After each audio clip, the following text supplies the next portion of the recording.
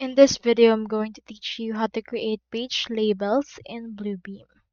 To do that, you first need to head over right here to bluebeam.com, which is their site, in order to open right here or get access to them.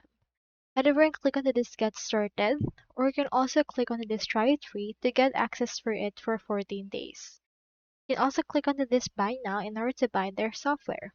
So once you have access, proceed to click on this Login and then log in to their service.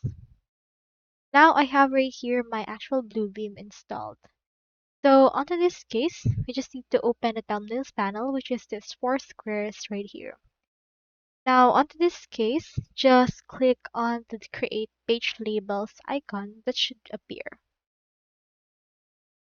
Let's right click, and from in there you should be able to find the page labels option from this case. You can rename page label or set all page label. Click on this rename. And here it's actually named right now as floor plan 1. Let's rename that into floor plan. Now as you can see, it's been changed.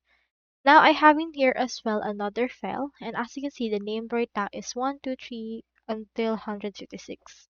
Let's rename them by right clicking, and then from in there just renaming the page label.